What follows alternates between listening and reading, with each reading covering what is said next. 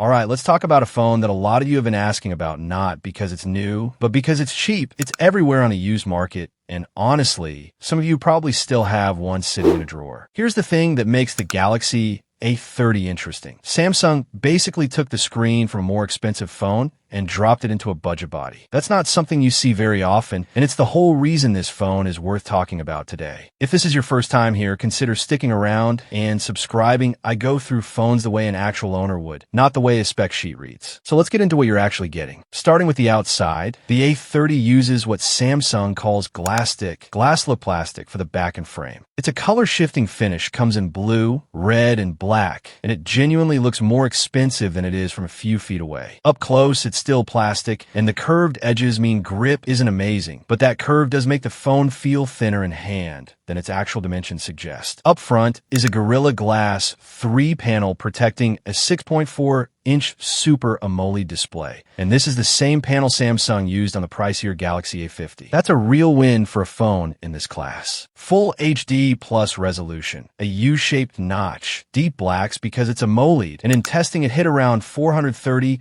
nits manually and climbed to about 550 nits in auto mode under bright light. For a budget phone, that screen alone punches above its price. Now here's a trade-off worth mentioning early: no water resistance. Earlier budget Galaxy A phones had it. This one doesn't. You still keep your headphone jack and micro SD slot, so it's a fair swap depending on what you value. Let's talk performance, because this is where things get more mixed. Inside is an Exynos 7904 chip, 2 performance cores at 1.8 GHz, 6 efficiency cores at 1.6 GHz, paired with a Mali G71MP2 GPU, and either 3 GB or 4 GB of RAM, depending on which version you find. Realistically, that's entry-level silicon. Expect the phone to handle calls, texts, social media, and light browsing just fine, but don't expect it to breeze through demanding games or heavy multitasking without some slowdown. I haven't run gaming benchmarks on this unit, so I won't pretend to give you frame rates. Just know going in that this chip was never built for anything graphically intense. On the back, there's a dual camera setup, a 16-megapixel main sensor at f/1.7 with autofocus, and a 5-megapixel ultra-wide at f/2.2. In good daylight, the main camera produces genuinely solid shots for the price. Good detail, realistic colors, and strong contrast. HDR barely kicks in, though, so occasionally a high-contrast scene will look a little flat. The ultra-wide is more of a bonus feature than a serious tool. No distortion correction, less detail, but a fun way to fit more into frame. Where this camera setup falls apart is after the sun goes down. There's no dedicated night mode, so low-light shots come through soft, noisy, and with blown-out highlights. If nighttime photography matters to you, this isn't the phone for that job. Selfies are a similar story. The 16-megapixel front camera does fine with good lighting, and live focus portrait mode does a surprisingly good job separating subject from background, even without a dedicated depth sensor. Video, though, caps out at 1080p at 30 frames per second on every camera with no stabilization built in. If you want 4K, you need a third-party camera app, and even then, it's a choppy 20 frames per second experience. Battery-wise, you're looking at a 4,000 milliamp hour cell with 15W fast charging. Samsung's adaptive fast charging, and the charger is actually included in the box, which isn't a given anymore in 2026. A battery that size on a screen, this efficient, should get most people comfortably through a full day. Now, let's address the elephant in the room, because if you're watching this in 2026, you need to know it. The Galaxy A30 launched back in 2019, and Samsung officially ended software support for it years ago. No more security patches, no more Android updates. That doesn't mean the phone stops working. It'll still make calls and run your apps, but you're carrying a device with unpatched vulnerabilities. That's a real consideration if you're thinking about buying one secondhand today. And honestly, it changes the calculus more than any spec on that sheet. One more small thing worth a mention: that rear fingerprint scanner. It's always on, fast, and stayed accurate even with smudges during testing. Simple, but it works, and that's more than some pricier phones manage. So, who is this phone actually for in 2026? Nobody buying new. You can't. It's long discontinued. And even if you found new stock, spending money on a device with no security updates makes little sense. But if you're eyeing a secondhand unit for next to nothing, as a backup phone, a kid's first phone with parental controls, or something to tinker with the hardware, especially that AMOLED screen, still holds up better than the price would suggest. If your budget stretches even a little further, though, a newer entry-level Galaxy A model with current software support is the smarter buy every time. Security updates matter, and no screen quality is worth trading that away. That's the Galaxy A30, warts and all. If this kind of honest breakdown is useful to you, subscribing helps this channel keep doing exactly this, no hype, just what the phone actually gives you. Thanks for so much watching, guys. See you next time.